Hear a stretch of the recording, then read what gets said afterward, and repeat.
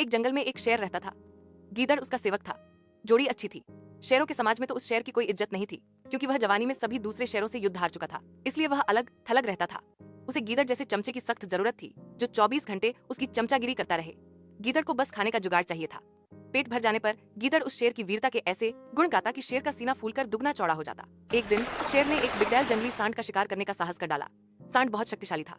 उसने लात मारकर शेर को दूर फेंक दिया। जब वह उठने को हुआ तो सांड ने फां फां करते हुए शेर को सींगों से एक पेड़ के साथ रगड़ दिया।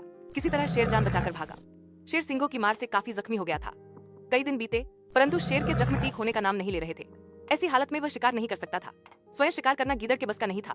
दोनों के भूखों मरने की नौबत आ गई। शेर को यह भी भय था कि खाने का जुगाड़ समाप्त होने के कारण गीदड़ उसका साथ न छोड़ जाए। शेर ने एक दिन उसे सुझाया, देख, जख्मों के कारण मैं दौड़ नहीं सकता, शिकार कैसे करूं? तू जाकर किसी बेवकूफ से जानवर को बातों में फंसाकर यहाँ ला। मैं उस झाड़ी में छिपा रहूंगा। गीदड़ को भी शेर की बात जंच गई। वह किसी मूर्ख जानवर की तलाश में घूमता घूमता एक कस्बे के बाहर नदी घाट पर पहुंचा।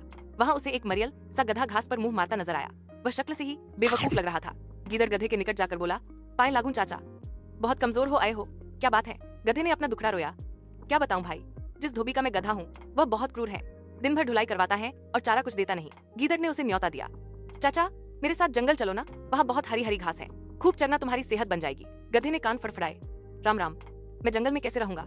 जंगली जानवर मुझे खा जाएंगे। चाचा, तुम्हें शायद पता नहीं कि जंगल में एक बगुला भक्त जी का सत्संग हुआ था। उसके बाद सारे जानवर शाकाहारी बन गए हैं। अब कोई किसी को नहीं खाता।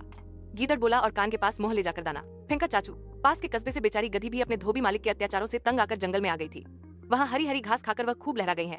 तुम उसके साथ घर बसा लेना। गधे के दिमाग पर हरी हरी घास और घर बसाने के सुनहरे सपने छाने लगे। वह गीदड़ के साथ जंगल की ओर चल दिया। जंगल में गीदड़ गधे को उसी झाड़ी के पास ले गया जिसमें शेर छिपा बैठा था। इससे पहले कि शेर पंजा मारता, गधे को झाड़ी में शेर की नीली बत्तियों की तरह चमकती आंखें नजर आ गईं। वह डर कर उछला, गधा भागा और भागता ही गया। शेर बुझे स्वर में गीदड़ से बोला, भाई इस बार मैं तैयार नहीं था, तुम उसे दोबारा लाओ, इस बार गलती नहीं होगी। गीदड़ दोबारा उस गधे की तलाश में कस्बे में पहुंचा।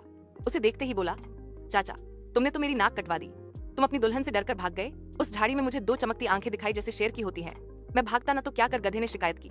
उस झाड़ी में मुझे 2 चमकती आंखें दिखाई दी थी जैसे शेर की होती हैं। मैं भागता न तो क्या करता, गधे ने शिकायत की। गीदड़ झूठ मूठ माथा पीट कर बोला, चाचा ओ चाचा, तुम भी निरे मूर्ख हो। उस झाड़ी में तुम्हारी दुल्हन थी, जाने कितने जन्मों से वह तुम्हारी राह देख रही थी। तुम्हें देखकर उसकी आंखें चमक उठी तो तुमने उसे शेर समझ लिया। गधा बहुत लज्जित हुआ। गीदड़ की चाल भरी बातें ही ऐसी थी। गधा फिर उसके साथ चल पड़ा। जंगल में झाड़ी के पास पहुंचते ही शेर ने नुकीले पंजों से उसे मार गिराया। इस प्रकार शेर व गीदड़ का भोजन जुटा। सीखा, दूसरों की चिकनी चुपड़ी बातों में आकर मूर्खता कभी नहीं करनी चाहिए।